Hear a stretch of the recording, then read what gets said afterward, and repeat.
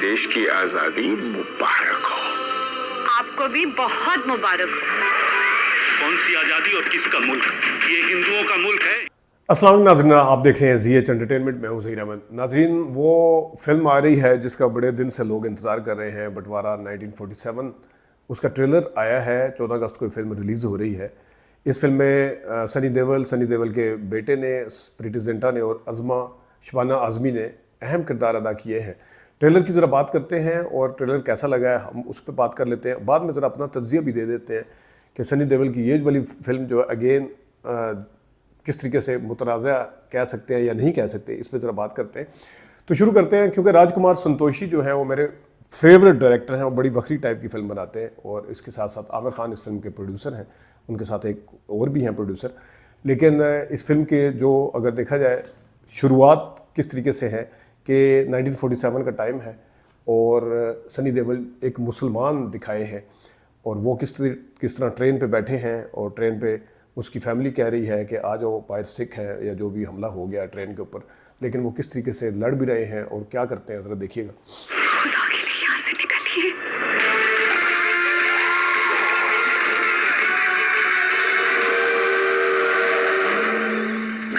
आगे जाके ये फैमिली जो है वो पाकिस्तान में पहुंच जाती है और पाकिस्तान में एक घर में दाखिल होती है कि आज़ादी मुबारक हो, और उस हवाले से घर में खैर दाखिल होती है। और घर में दाखिल होने के बाद ये घर का दरवाज़ा खोलते हैं और बच्चा कहता है कि अंदर यहाँ पे कोई है। आगे वो शबाना आज़मी आपको नज़र आएंगी, ज़रा देखिएगा।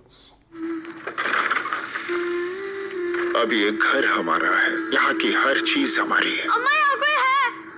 शबाना आज़मी जो है वो क्या कहती हैं कि मेरा घर है, मैं नहीं जाऊँगी वगैरह वगैरह, देखिएगा। तुम कौन हो जो मेरे कारज घुसा है? कस्टोडियन वालों ने ये मकान हमें अलॉट किया है, आप यहाँ नहीं रह सकती। मैं कितने नहीं जाना, है मेरा घर। कुछ सीन जो है आगे फिर उस मोहल्ले के लोग आ जाते हैं, वो कहते हैं कि ये हिंदू औरत यहाँ पे क्या कर रही है और ये तो पूजा पाठ भी कर रही है और ये भी है वगैरह वगैरह, देखिएगा। कस्टोडियन वालों ने ये मकान हमें अलॉट किया है, आप यहाँ नहीं रह सकती। मैं कितने नहीं जाना, है मेरा घर है। सनी देओल माँ के पॉइंट ऑफ व्यू से कहते हैं, वो हालांकि मुसलमान फैमिली दिखाई है सनी देओल की, लेकिन वो कहते हैं कि माँ जो है वो माँ होती है, उसका कोई धर्म या मजहब नहीं होता। वो क्या डायलॉग है वो ज़रा देखिएगा। हिंदू औरत वो माँ है, माँ को हिंदू मुसलमान में ना बांटिए। माँ अपने आप में एक मजहब है, हर इंसान का पहला मजहब माँ है। उसके बाद फिर यहाँ पे फाइट भी शुरू हो जाती है, लड़ाई भी शुरू होती है, ये देखिएगा।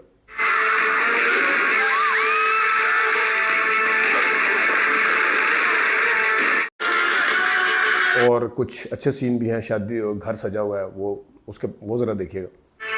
ये हिंदू बुढ़िया सबनों हिंदू धर्म का पाठ पढ़ा रही है। उन लोग कहते हैं मैं नापाक हूँ। मंदिर भी बना। तो ये है जनाब बंटवारा 1947 का एक ज़ाहिर है बंटवारा हुआ था और 14 अगस्त को पाकिस्तान में उसको किया जाता है और 15 अगस्त में भारत में किया जाता है। तो इस बंटवारे को लेके इस दफ़ा जो फिल्म बनाई गई है वो सनी देओल साहब को ही रखा गया है दोबारा, और टारगेट जो है वो या तो पाकिस्तान होता है या फिर बाज़ दफ़ा मुसलमान भी होते हैं। इसके अंदर मुझे जो कंटेंट है माँ के पॉइंट ऑफ व्यू से लेके उससे मुझे कोई बिल्कुल प्रॉब्लम नहीं है, बिल्कुल ऐसे ही होना चाहिए। और इस्लाम तो ख़ुद एक इजाज़त देता है दूसरे मज़ाहब के जो आज़ादी है उसके हवाले से। लेकिन सवाल मेरा ये है कि क्या जब मुसलमान वहाँ पे अक़लियत में है, इसी तरह की फ़िल्में वहाँ पे कितनी बनाई गई हैं जिसमें मुसलमानों के साथ होने वाली नाइंसाफ़ियों और ज़्यादतियों को हाईलाइट किया जाता है, ये मेरा सवाल है। दूसरा, सनी देओल साहब जो हैं उनको इस्तेमाल किया जाता है, उनको रखा जाता है इस तरह की फ़िल्मों में।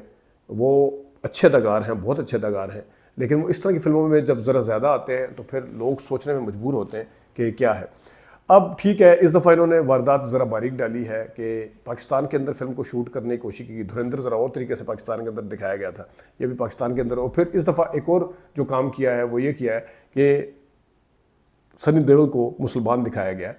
तो ये भी एक बारीक वारदात मैं इसलिए कहूँगा, मैंने जिस तरह पहले कहा है, मुझे इसके किसी के मज़हब को छेड़ने के पॉइंट ऑफ व्यू से या जो इसमें सनी देओल ने माँ को लेकर डायलॉग बोले, मुझे कोई प्रॉब्लम है ही नहीं बिल्कुल भी। लेकिन अगेन मेरा सवाल ये है कि मुसलमानों के साथ होने वाली ज़्यादतियों को कितना हाईलाइट किया जाता है, ये ज़रा मेरी बॉलीवुड से भी गुजारिश है कि वो ज़रा बता दें, और जो वहाँ के फिल्म क्रिटिक हैं उनसे भी गुजारिश है कि वो भी बता दें कि कितना इसको हाईलाइट किया जाता है। अब फिल्म क्योंकि 1947 में बनी है, और कहाँ कहाँ आपको फील आती है कि ये फिल्म 1947 में तो बनी है, लेकिन सनी देओल जो हैं वो 2026 वाले ही हैं। वो एक तो उनके लहजे से भी पता चलता है, ज़ाहिर है उस ज़माने के लोग और तरीके से बोलते थे, उससे ज़्यादा जो इनके फिल्मी डायलॉग हैं उससे पता चलता है। वो जहाँ पे एक डायलॉग सुनिएगा जहाँ पे करण कहता है, यानी कि करण देओल इस इनमें बेटा बना हुआ है कि वो नहीं देखेंगे एक दफ़ा वो आ गए तो वो घुस के मारेंगे। अब घुस के मारने का जो डायलॉग है ये 1947 का डायलॉग नहीं है, ये अब का डायलॉग है। तो ये सनी देओल का अपना डायलॉग है घुस के मारने वाला। तो ठीक है, तो इस चीज़ का भी ख्याल रखा जाना चाहिए। जब राजकुमार संतोषी इतने ज़बरदस्त तरीके से उस ज़माने को दिखा रहे हैं, इतनी मेहनत पे सेट वेट दिखा रहे हैं, उसी दौर के कपड़े दिखा रहे हैं, उसी टाइम की गाड़ियाँ वाड़ियाँ रखी हुई दिखाने की कोशिश की जा रही है, तो इसके ऊपर भी ध्यान देना चाहिए कि फिर आपको फील आए ही ना कि ये फिल्म है। तो वो घुस के मारने वाला जो है वो है, और फिर वो आग लगा दूंगा मैं, वो ज़रा सुन लें, वो भी देख लें। तो ये वो चीज़ें हैं जिससे आपको फील आती है कि फ़िल्म जो है ये दिखाया तो 1947 है, लेकिन ये बस सेट की हद तक है।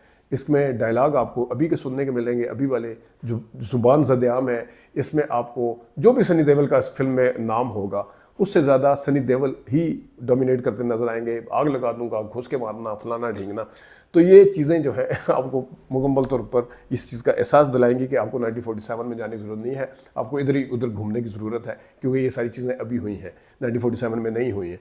तो फिर जो उर्दू के लहजे हैं वो भी अगर मैं आपको दोबारा दिखाऊं कि ये बुढ़िया जो है अपने मंदिर पूजा पाठ कर रही है, ये है, और तुम्हें अपने मुसलमान होने से ज़्यादा हिंदू की फ़िक्र है वगैरह वगैरह, तो ये ज़रा ये वाले जो लहजे हैं ये पाकिस्तान के अंदर ये लहजा इस्तेमाल नहीं होता। ये लहजा जो है वो इंडिया में इस्तेमाल किया जाता है। तो अब वो उनको क्योंकि इस साइड के इंडिया का दिखाया है, इस साइड के रहने वाले लोग दिखाए हैं, इनके अपने लहजे थे। इंडिया के अंदर थोड़े थोड़े किलोमीटर के बाद ज़ुबान लहजा सब कुछ तब्दील हो जाता है। तो जो यहाँ के रहने वाले लोग थे उस टाइम तो पाकिस्तान नहीं था, उस टाइम तो सारा एक था ये, लेकिन उनका लहजा ये वाले नहीं थे। तो इधर से भी पता चलता है कि इसके ऊपर जो एक्सेंट है इसके ऊपर कोई इतनी ज़्यादा मेहनत नहीं की जाती है। उसमें आपको यही धुरंधर में भी मैंने आपको बताया था, बॉबी देओल का लहजा वो नहीं था जो एक होना चाहिए, जो नज़र आना चाहिए था वो नहीं था। तो इसके अंदर भी ये प्रॉब्लम है जो आपको इस चीज़ का एहसास दिलाएगी कि ये फिल्म जो है इसके जो करैक्टर हैं ये अभी वहाँ के करैक्टर हैं, वो यहाँ के करैक्टर नहीं है। तो देखते हैं बंटवारा कितना बिजनेस करती है। यकीनन ये टॉपिक इस वजह से बार बार लेके आ जाते हैं क्योंकि जिस तरह धुरंधर ने, बॉर्डर 2 ने और फिल्मों ने जिस तरह बिजनेस किया है, तो लोग शायद इसको ज़्यादा देखना चाहते हैं इस टॉपिक को, तो वो मजबूर हो गए हैं कि जनाब हम यही कुछ दिखाएं, इसके अलावा किसी और कोई और टॉपिक जो, खैर उनकी फिल्में और भी बनती हैं। अगर मैं इस चीज़ के ऊपर देखूं तो पिछले दिनों में उनकी बड़ी अच्छी फिल्में भी आई हैं, लेकिन अगेन पहले तो इम्तियाज़ अली की फिल्म आई थी जो कि सरगोदा के अंदर इश्क का मैं वापस आऊँगा वगैरह का वो जो सारा था, लेकिन इस दफ़ा जो ये आया है ये भी आपके सामने। देखते हैं कि फ़िल्म कैसी कमाई करती है। अपना ख्याल रखिएगा, अभी तक के लिए इतनी इजाज़त दीजिए, अल्लाह हाफ़िज़।